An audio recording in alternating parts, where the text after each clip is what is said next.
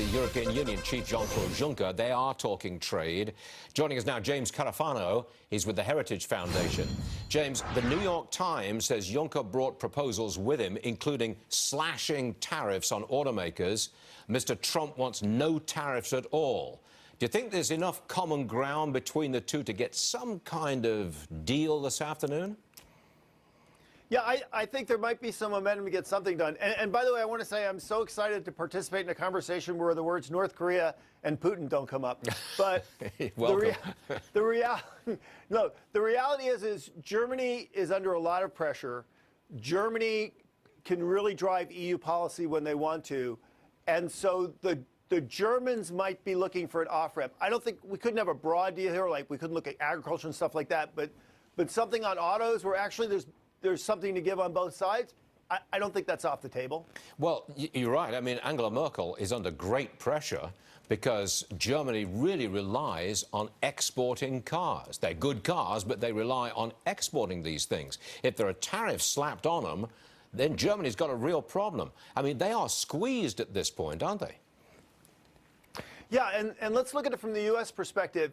If the president could, take the sting out of the U.S.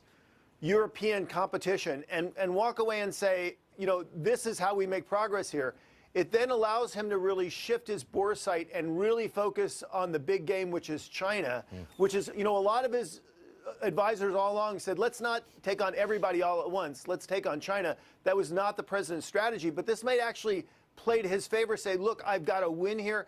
Potentially could get something out of NAFTA. It would really allow him to kind of pull the full attention on China, and that would put an awful lot of pressure on the Chinese. So that is the game plan then. Get together with the Europeans somehow or other, fix that dispute, get them together, and then go after the problem number one, which is China. Is that the way? Is that the global strategy that's going on here? Well, that's what seems to be evolving. And this also makes sense is, look, get something from the Europeans and then walk away, because let's be honest, we're coming up on European elections. The European Parliament could look very different next year, very, very different. Then we're going to have a whole new European Commission, and then we're going to have a whole new European governance structure in 2020. Right. So you're not going to get a lot from the Europeans right now. That's in the future. So take something, bank it, hope you get a better European Commission, roll back in 2021, and then further liberalize the agenda then. I think the tide is on our side.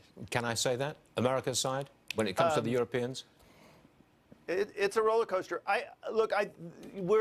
What Trump likes and what we actually have here is a situation where we can both get something that we want, and those are actually the kind of deals that he favors. Yeah. He doesn't want to do an Obama-like deal where I get everything and you get nothing, because then he feels the other guy doesn't have ownership of it. So here he has an opportunity for both sides to get something.